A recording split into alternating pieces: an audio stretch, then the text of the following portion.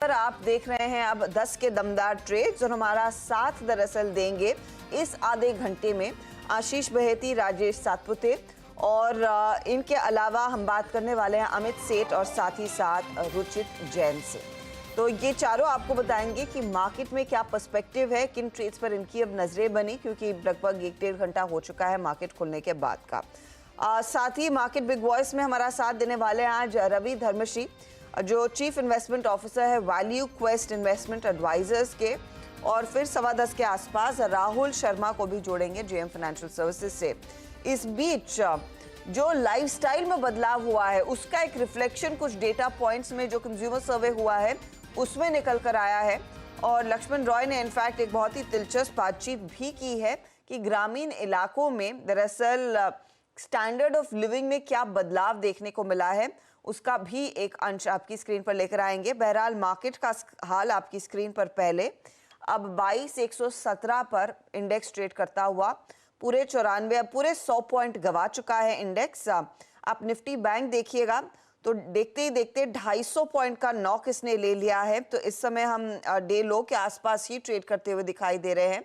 और साथ ही साथ अगर आप देखें मिड कैप इंडेक्स में वो सेल साइड की पोजीशंस अब थोड़ी सी मैग्नीफाई हो चली है।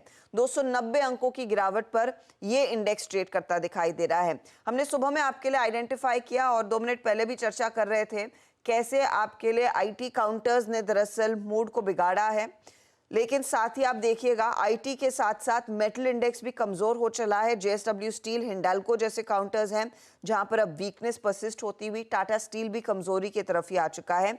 ये भी एक और पॉकेट है जहां पर कमजोरी साफ बनती दिखाई दे रही है।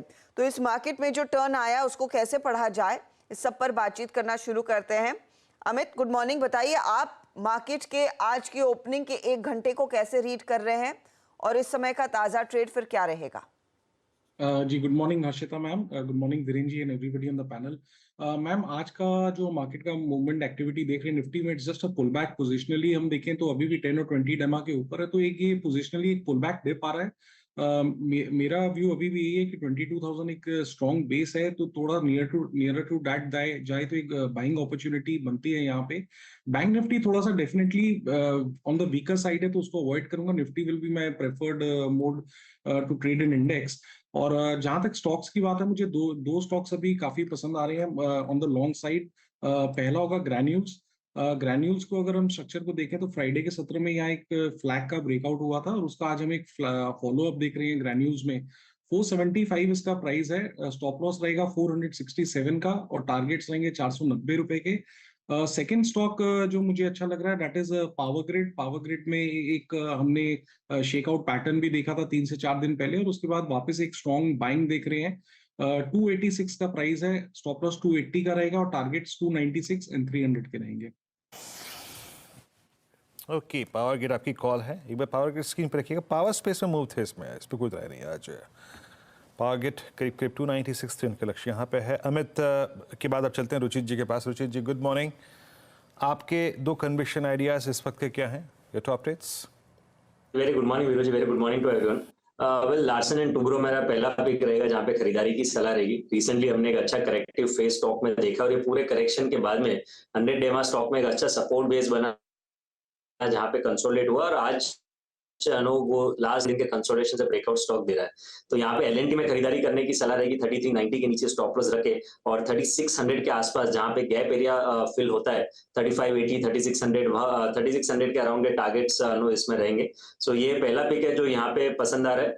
और सेकंड पिक एक सेल कॉल रहेगी जुबलेंट फूड में। सो लो टॉप लो बॉटम का स्ट्रक्चर ये स्टॉक काफी समय से बना रहा है। रिसेंट पुलबैक मूव में वॉल्यूम्स कम थे, स्टॉक ने वापस एक डाउन मूव का रिजम्पशन दिया है। सो आई थिंक ये रिसेंट जो स्विंग लोज है वो ये स्टॉक फिर से टेस्ट कर सकता है। तो यहाँ पे 496 के स्टॉप लॉस है। जुबलेंट फूड में शॉर्ट पोजीशंस बनाने की सलाह रहेगी और 465 के अराउंड के टारगेट्स एक्सपेक्ट करने चाहिए। तो ये फिलहाल आपके लिए एक सेल साइड का ट्रेड भी आइडेंटिफाई हुआ है, वहां पर भी एक अपॉर्चुनिटी साफ बनती दिखाई दे रही है। राजेश सातपुते, आपका ट्रेड क्या रहेगा? हर्षदा जी देखिए मैं फाइनेंस एनबीएफसीज एंड फाइनेंस पे फिर नजर है यहाँ पे। तो अगर मुझे एक चुनना है then definitely I would like to go long in Bajaj Finserv. इसका स्ट्रक्चर बेहतरीन है और मुझे लगता है कि ये ब्रेकआउट पे खड़ा है और इस लेवल से कम 100 रुपीज अपसाइड मुझे लगता है बजाज फिनसर्व में आएगा। So at a level of 1670 which is about 1600 mark मैं एक्सपेक्ट कर रहा हूँ कि ये कम से कम 1680 से लेके 1700 तक जाएगा। बाय करे with stop loss of 1585। Second by call रहेगा फार्मा से और वो रहेगा सिप्ला। देखिए सिप्ला का स्ट्रक्चर बेहतरीन है, इसका इंट्राडे स्विंग का जो टारगेट होगा वो रहेगा 1500 से लेके 1510 तक। स्टॉप लॉस जो मेंटेन करना है वो रहेगा 1455 का। ओके, आपकी दो कॉल्स हैं यहाँ पे। मीनवाइल इन कॉल्स के बाद मैं एक चीज़ और बता दूँ कि अदानी ग्रुप के स्टॉक्स जो हैं वो आज गजब मूव लेते हुए, और 27 जनवरी 2023, अब ये वो तारीख है जो उस तारीख के आगे 2 तारीख की थी तारीख, यानी 25 के बाद 27 जनवरी 2023, ये ऑलमोस्ट अब उस प्राइस को स्ट्राइक करता हुआ 33.15। पोर्ट्स लेके आइएगा आपकी स्क्रीन पे, अदानी पोर्ट्स आएगा 1326 ऑल टाइम हाई की टेरिटरी यहाँ पे। बाकी इसी से अंबुजा का हाल आप जानते ही हैं, मूव आते हुए स्ट्रॉन्ग इस स्पेस में। आशीष बहती जी, आपके 2 ट्रेड्स। किरण जी, इनफैक्ट आपने मेरा प्रीएम्प्ट कर दिया एक पहला ट्रेड। अडानी इंटरप्राइजेज खरीदारी की सलाह है, बहुत अच्छा चार्ट स्ट्रक्चर बना हुआ है और जिस हिसाब से अंबुजा में भी बाइंग इंटरेस्ट बना हुआ है और बाकी जो अडानी ग्रुप के शेयर्स में बाइंग इंटरेस्ट है वो काफी इंप्रेसिव है। तो अडानी इंटरप्राइजेज में खरीदारी की सलाह रहेगी। 3260 का एक एसएल लगाकर इसमें पोजीशन बनाने की सलाह है। मुझे लग रहा है इसमें 3400 तक के टारगेट्स देखने मिल सकते हैं। दूसरा जो ट्रेड रहेगा हमारा वो सेल कॉल रहेगा बंधन बैंक में। हमें लग रहा है इसमें वापस एक फ्रेश गिरावट देखने मिल रही है। स्टॉक में पुल बैक देखने मिला था बट वो फेल होता हुआ देखने मिला है। आज स्टॉक ऑलरेडी 2.5% डाउन है और जिस हिसाब से 200 का जो अहम जोन है उसे वापस ही अप्रोच कर रहा है। मुझे लग रहा है यहाँ पे इसमें गिरावट और देखने मिल सकती है। 192 तक के लेवल्स इसमें वापस देखने मिल सकते हैं। तो बिकवाली की सलाह है बंधन बैंक में, जो स्टॉप लॉस में मेंटेन करना वो 207 का एक एसएल मेंटेन कर रहे हैं। 192 के टारगेट के लिए इसमें बिकवाली की जा सकती है। जी हाँ, और वो हमने जो एलएनटी की कॉल में प्रॉफिट बुक करके हम 3500 पे चले गए थे, स्लाइटली आउट ऑफ मनी पे चले गए। डेल्टा ड्रिफ्टिंग करते हैं, मतलब जब हम कोई इस प्रोस्पेक्टिव से कॉल लें कि अब हमें इस पर पैसा कमाना है और वो कॉल एक दिन के अंतराल में ही इन द मनी हो जाए 30, 35, 40 रुपये के फ्रैक्शन से, तो हम गए थे। जरा 3500 की कॉल लेके आइएगा। मेरे ख्याल से उस टाइम प्राइस था 90-94। अब मेरे ख्याल से वो भी अब काफ़ी अच्छा स्विंग दे चुकी होगी। जरा प्लीज़ 3500 की एलएनटी की कॉल का प्राइस रखिएगा स्क्रीन पे। मेरे ख्याल से जैसे भी हो गया, मतलब ये लीजिए 100 रुपये हो गई यहाँ पर। ये भी करीब करीब आप समझ लीजिएगा कि 10% के स्विंग से अब डे हाई पर आके ट्रेड करते हुए स्ट्रॉन्ग मूव इन एलएनटी। और स्क्रीन पे क्या कर रहा है, अदानी ग्रुप के स्टॉक्स में अच्छा मूव है और पेन मतलब गेन जहाँ जहाँ पे है उसमें ग्रेनुअल्स अभी भी अगर आप देखें 476.75 पे। इस फ्लैग का जो पोटेंशियल टारगेट है अमित ग्रेनुअल्स का 13 फेब से लेके आज तक के प्राइस के बीच में फ्लैग है। हमने ये परसों थर्सडे को पिक भी किया था, आज सुबह फिर पिक किया। नाउ इट्स 477 नया टारगेट अमित। अगर ऑप्शंस के मुताबिक प्ले करना है तो फेब की नहीं, मार्च की कोई कॉल पकड़ लें इसकी। अगर आप टारगेट 490 रख रहे हैं तो 480 की कॉल पे भी क्या है आपका? जी वीरेंद्र जी, इनफैक्ट इसमें 490 का मैंने टारगेट भी दिया है। इसका स्ट्रक्चर काफी पॉजिटिव है, जैसे आपने कहा कि यहाँ पे एक फ्लैग का ब्रेकआउट है। As far as stock options are concerned, अगर इसको मैं देखूं जस्ट तो 490 की अगर इसकी कॉल देखें ग्रैन्यूल्स की, तो that is trading at, just मैं एक मिनट खोल लेता हूँ जी।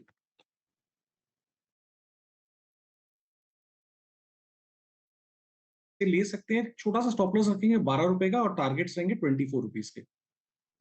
ओके, तो ये फिलहाल आपके लिए वो ट्रेड्स इस समय आते हुए साफ दिखाई दे रहे हैं। अच्छा, एक दो स्टॉक्स आपकी स्क्रीन पर बस मैं मेंशन कर रही हूँ, आगे देखेंगे। एक बार अदानी पोर्ट रिविजिट करते हैं। यहाँ पर एक मोमेंटम बनता हुआ अदानी एंटरप्राइजेज में भी थोड़ी बहुत तेजी, करीब 1.5% तक की बनती दिखाई दी है। आज दरअसल बड़े पैमाने पर अदानी एंटरप्राइजेज वैसे भी रेडार पर रहेगा। इधर क्या कोई अपॉर्चुनिटी राजेश सातपुते आप ट्रेड की लेंगे पोर्ट या फिर एंटरप्राइजेज में? हर्षदा जी देखिए, दोनों चार्ट बढ़िया है। मैं वही चेक कर रहा था कि ब्रेकआउट किस में है, तो मुझे लगता है अगर 1 नॉच बेटर तो मुझे अडानी पोर्ट ही लग रहा है, क्योंकि पोर्ट में कल यानी फ्राइडे एक ब्रेकआउट हुआ, क्लोज अच्छा मिला, आज यहाँ पे फॉलो थ्रू मिल रहा है। तो देखिए 1330 के आसपास जो चल रहा है तो यहाँ पे बाय करे। एक स्टॉप लॉस मेंटेन करना पड़ेगा 1310 का। और हर्षदा जी अगर मैं सही हूं तो आज यहाँ पे एक बड़ी रैली मिल सकती है 1380 से लेके 1400 तक। तो रिस्क टू रिवॉर्ड जो है पोर्ट में बेटर है। रेशो पोर्ट में ज्यादा बेहतर दिखाई दे रहा है, उस पर आपकी नजरें होनी चाहिए। अच्छा, इस बीच हमारे साथ मार्केट पिक वॉइस में धर्मश्री साहब जुड़ गए हैं, उनसे बातचीत करेंगे, लेकिन उनको जोड़े उससे पहले एक बहुत ही इंटरेस्टिंग डेटा पॉइंट आपकी स्क्रीन पर रखते हैं। शहरों से ज्यादा गांव के लोगों की खर्च करने की रफ्तार अब बदल रही है और वो बढ़ रही है। ये खुलासा हुआ है दरअसल हाउस होल्ड कंज्यूमर एक्सपेंडिचर सर्वे में। इस सर्वे में ये बात निकल कर आई है कि खाने पीने का सामान की बजाय टीवी, फ्रिज, मोबाइल और गाड़ियों पर लोग ज्यादा खर्च कर रहे हैं। इनफैक्ट सर्विस सेक्टर पर ज्यादा खर्च भी आता हुआ दिखाई दिया है, जिसमें of course education, medical, entertainment और ऑफ कोर्स ये दूसरी आइटम्स भी आप प्रोडक्ट्स के लिहाज से जोड़ सकते हैं। अब सीएनबीसी आवाज के साथ एक्सक्लूसिव बातचीत में नीति आयोग के सीईओ ने कहा कि अब वक्त आ गया है कि सीपीआई में फूड का वेटेज शायद कम किया जाए। अगर हमें गरीबी लेखा लें और उसको कंज्यूमर प्राइस इंडेक्स से आज की दर तक हम इन्फ्लेट करें, हम देखते हैं कि जो सबसे नीचे वाला फ्रैक्टाइल है, माने 0 to 5% वाला, उनकी जो एवरेज कंजम्पशन है वो भी लगभग उसी के बराबर है। इसका मतलब जो गरीबी है देश में ये 5% वाले ग्रुप में ही 5% से भी कम है। ये कम आपका है, कहना ये ये अपने मेरा आप में बहुत आकलन बड़ी है। ये जो पर कैपिटा कंजम्पशन है उसमें हमने देखा कि रूरल एरियाज में काफी ज्यादा बढ़ोतरी देखने को मिली है कंपेयर टू अर्बन एरियाज। इसके क्या मायने हैं? देखिए, दो चीजें सामने आ रही हैं। नंबर 1, रूरल और अर्बन दोनों में कंजम्पशन बहुत बड़ा है, लगभग 2.5 गुना। तो ये एक अच्छी ये प्रतीक है कि देश में जो तरक्की हो रहा है वो अर्बन और रूरल दोनों में हो रहा है। लेकिन उससे भी अहम बात यह है कि रूरल का जो कंजम्पशन है वो अर्बन से ज्यादा फास्टर है, लगभग फास्टर है, माने कर लगभग 20% ज्यादा बड़ा है रूरल में अर्बन के मुकाबले। इसका मतलब लोग अपना जो एक्स्ट्रा इनकम आ रहा है, लोग संपन्न होते जा रहे हैं और संपन्नता ज्यादा जो आ रहा है वो खाने की बजाय अन्य चीजों पे खर्च कर, और खाने पे भी सबसे बड़ी आप बढ़ोतरी देखेंगे। ऐसा नहीं कि खाना पे जो बढ़ा है वो दूध ज्यादा पी रहे हैं, फ्रूट्स और वेजिटेबल्स ज्यादा खा रहे हैं, और सबसे अहम बात प्रोसेस्ड फूड्स और इस पे ज्यादा खर्च कर रहे हैं। तो इसका मतलब people are becoming more prosperous both urban और रूरल में। और फूड के बाहर जो बढ़ोतरी लगभग 10-20% बढ़ा है अर्बन में भी और रूरल में भी, कंजम्पशन 3 चीजों पे। और अगर ग्रामीण माहौल में देखेंगे, एक गाड़ियों पे, कन्वेंस पे खर्च ज्यादा हो रहा है, उसमें ज्यादा खर्च कर रहे हैं और 3 गुना हुआ है उनका एक्सपेंडिचर, 7-8%। सबसे बड़ा अगर आइटम का एक्सपेंडिचर रूरल इंडिया का देखेंगे वो है कन्वेंस पे, तो लोग गाड़ियां ले रहे हैं। दूसरा कंज्यूमर सर्विसेज, मेरे मतलब है मोबाइल फोन, इस प्रकार की चीजें। और तीसरा जो चौंकाने वाली बात, ड्यूरेबल्स, माने फ्रिज, टेलीविजन, ये संपन्नता का प्रतीक है। इसीलिए कंपनियां वेट कर रही हैं कि रूरल इंडिया में ही ग्रोथ इंडिया का आने वाला है। एक आखिरी सवाल, जिस तरह के कंजम्पशन पैटर्न आप देख रहे हैं उसके बाद आपको लगता है कि जब हम इन्फ्लेशन के आंकड़े निकालते हैं, सीपीआई के डेटा निकालते हैं जिसके आधार पर हम मॉनेटरी पॉलिसी में रेपो रेट तय करते हैं, बैंक रेट्स तय करते हैं, उसमें पूरी तरह से बदलाव करने की जरूरत है? मैं तो अर्थशास्त्री नहीं हूं, लेकिन एक चीज सब मानते हैं कि ये सर्वे आने के बाद आपका जो कंज्यूमर प्राइस इंडेक्स है वो और एक्चुअल कंजम्पशन में थोड़ा सा डिफरेंस आ गया है। तो कंज्यूमर प्राइस इंडेक्स को रीबैलेंस करना पड़ेगा, जिससे कि वो कंज्यूमर प्राइस इंडेक्स उतना ही वेटेज हर चीज को दे जो हम एक्चुअली कंज्यूम करेंगे। तो मेरे हिसाब से शायद फूड आइटम्स पे उसकी जो एम्फेसिस है कंज्यूमर प्राइस इंडेक्स में, उसको कम करना होगा।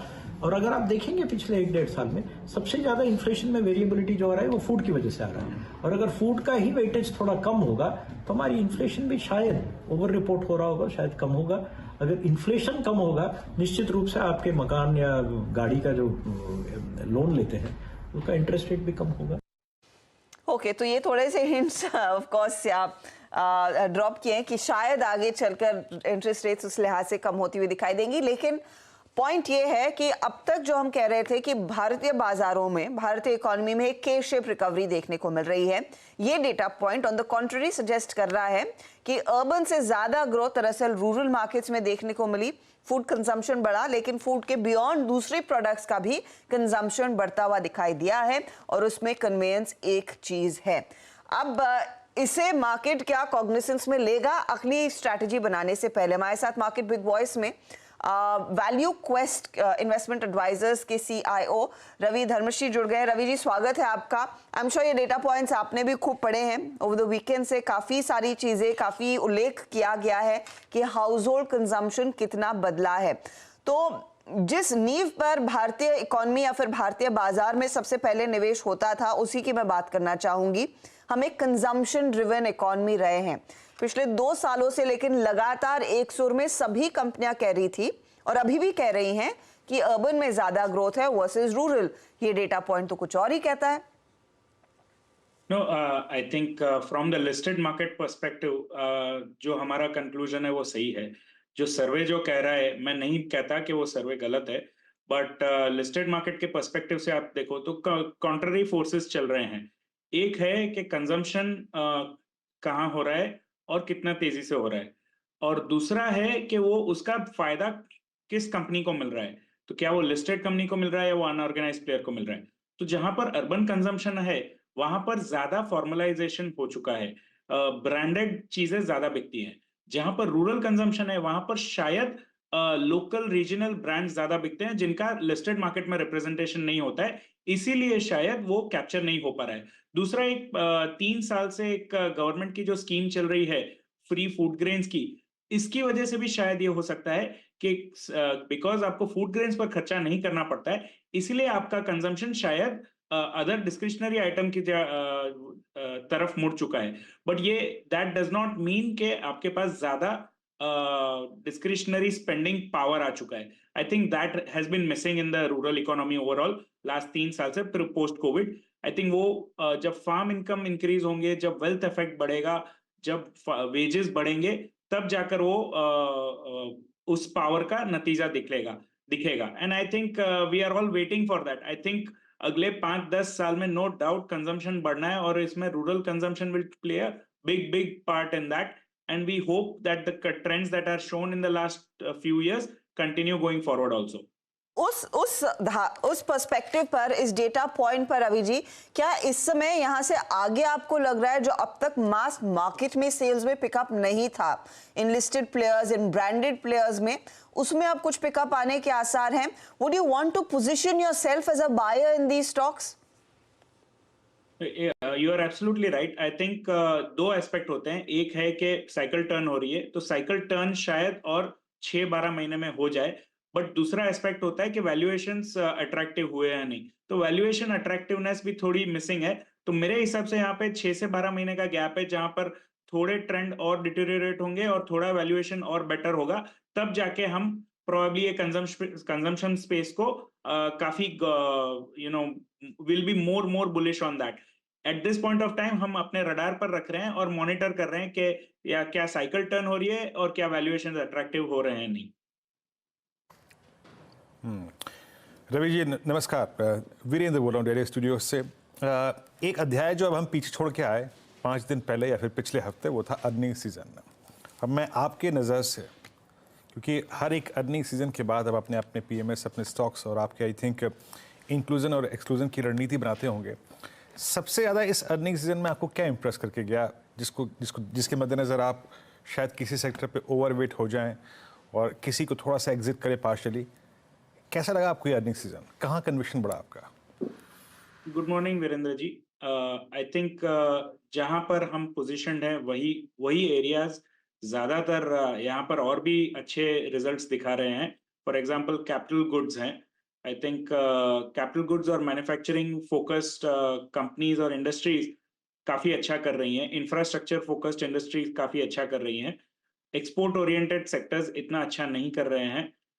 एंड एज जो पहले बात हुई कि कंज्यूमर ओरिएंटेड कंपनीज भी थोड़ा the performance has not been so great. So from that perspective, it has been more domestic infrastructure focused companies that are doing well.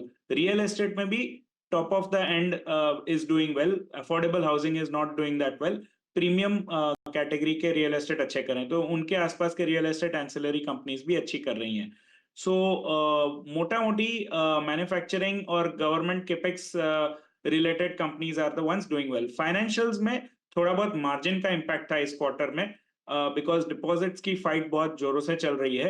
But जहां पर ये जो एक दौर चला था कि हर एक फाइनेंशियल कंपनी अच्छा कर रही थी, अब शायद आगे चलकर उसका थोड़ा सेपरेशन होगा, जहां जिस कंपनी और जिस बैंक या एनबीएफसी की डिपॉजिट लेने की क्षमता ज्यादा होगी, वो बेहतर करेगा आगे चलकर। सो इक्विटी तो सबको मिल रहा है, बट डिपॉजिट सबको नहीं मिल पा रहे हैं और निम का प्रेशर बना हुआ है। बट एसेट क्वालिटी का कोई प्रॉब्लम नहीं है फाइनेंशियल्स में, तो that should do well. One more space जो काफी अच्छा कर रहा है वो है capital markets and capital markets related ancillaries. तो चाहे वो एक्सचेंजेस हों, डिस्काउंट ब्रोकरेजेस हों, वेल्थ मैनेजर्स हों या मार्केट इंफ्रा कंपनीज हो, उन सारे कंपनीज के नंबर्स अच्छे आ रहे हैं। ओके, वाकई रवि जी आपने एक बात तो सही कही। आपका मतलब मेरा जब आपसे पहले भी प्रीवियस इंटरेक्शन हुआ उसमें आपका कैपिटल गुड्स पे काफ़ी कन्विक्शन था। मतलब 2020 से पोस्ट कोविड इनकी जर्नी कुछ और थी और मात्र इन 3-3.5 वर्षों में ये स्टॉक डबल हो गए। फॉर इंस्टेंस अगर आप एल को देखें, एल सिंस इंसेप्शन और आई मीन 1100-1200 रुपये का स्टॉक हुआ करता था और 1200 रुपये से आज 3500 रुपये। अच्छा, इस बार की जो अर्निंग्स है रवि जी यहाँ पे आई मीन 30-35% की अगर आप देखें ऑर्डर बुक में इजाफा, अभी भी क्या कैपिटल गुड्स आपको ऐड करने का मौका दे रहा है? और मिड कैप में भी थोड़ा सा आप जाएंगे? I mean for instance I mean capital goods कंपनियाँ अच्छा कर रही हैं, इंफ्रास्ट्रक्चर कंपनियाँ अच्छा कर रही हैं, कंस्ट्रक्शन इक्विपमेंट कंपनियाँ, फॉर इंस्टेंस एस वो 33-35 रुपये का स्टॉक आज 1200 रुपये का है। तो आप फुली आई थिंक अपने आप को यहाँ पे कमिटेड रख रहे हैं लार्ज कैप मिड कैप में भी। आपका व्यू यहाँ पर? तो पहले मैं साइकिल का क्वेश्चन एड्रेस करूंगा, फिर आऊंगा वैल्यूएशंस पर। साइकिल की बात करें तो ये अभी भी काफी अर्ली स्टेज साइकिल है। अभी तक जितनी भी कैपेक्स साइकिल चली है लास्ट 3 साल से, वो सारा सेंट्रल गवर्नमेंट ड्रिवन कैपेक्स है। स्टेट गवर्नमेंट और प्राइवेट कैपेक्स का अभी तक योगदान काफी कम रहा है इन दिस कैपेक्स साइकिल। दूसरा, आप अगर कंपेयर करें प्रीवियस जो कैपेक्स साइकिल थी हमारी, जो 2002-3 से शुरू हुई थी और 2008-9-10 तक चली थी, उसमें जो कंपनियों की जो साइज चेंज हो गई थी, जो उनका पीक मार्जिन हुआ था या जो स्टॉक रिटर्न्स बने थे, उस मुकाबले लग रहा है अभी भी हम बिगिनिंग ऑफ द साइकिल में ही हैं। यस, क्या होता है कि जब बिगिनिंग ऑफ द साइकिल होता है तो अर्निंग्स से पहले स्टॉक प्राइस भाग जाते हैं, तो ये इनके सारे पीई मल्टीपल हमको 80, 90, 100 दिखने लगते हैं, क्योंकि अर्निंग्स अभी आना बाकी है, बट स्टॉक प्राइस पहले ही भाग चुके हैं। तो मैं ये नहीं कहूंगा कि इन्हीं वैल्यूएशंस पर एंटर करना चाहिए, बट अगर आप थोड़ा 3-4 साल का व्यू लें तो ये साइकिल अभी भी खत्म नहीं हुआ है। At some point of time आपको शायद बेटर एंट्री पॉइंट मिले, तो उस वक्त आपको जरूर इसमें एंट्री करना चाहिए। One more thing that is different from the previous cycle is that previous cycle was driven a lot by steel capex, road capex, thermal power capex and real estate. इस बार जरा capex का ये देखें, mix देखें तो अलग है। यहाँ पर न्यू ग्रीन एनर्जी का ज्यादा योगदान रहा है। पावर में ऑफ कोर्स है, बट पावर में अगेन कोल नहीं है। रियल एस्टेट में हो रहा है, बट रियल एस्टेट में अगेन थोड़ा कंसोलिडेशन हो रहा है और प्रीमियम एंड पर है। प्राइवेट सेक्टर का जो कैपेक्स है वो काफी ब्रॉड बेस्ड है।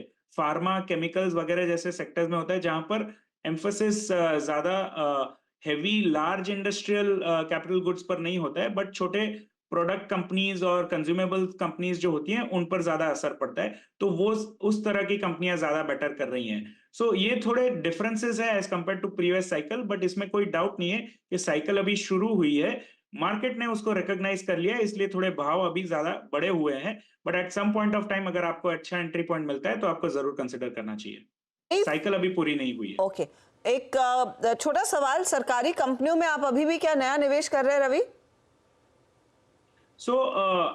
हम ऐसे नहीं सोचते कि ये गवर्नमेंट कंपनी है, इसमें मुझे निवेश करना है, या गवर्नमेंट कंपनी नहीं है। हम ये देखते हैं कि अगले 5 साल किसका बिजनेस आउटलुक अच्छा है, फिर हम देखते हैं कि वो कंपनी किसकी ओन्ड है और क्या हमारा और उनका अलाइनमेंट ऑफ इंटरेस्ट है या नहीं। सो फॉर एग्जांपल, अगर आप देखें तो पीएसयू बैंक्स में तो स्टेटेड इंटेंट है गवर्नमेंट का कि यहाँ पर उनको कंसोलिडेट करना है। अब यहाँ पर आपकी जो कंपनी है will end up being an acquirer या it will end up being acquired will determine whether आपका और उनका इंटरेस्ट अलाइंड है कि नहीं है।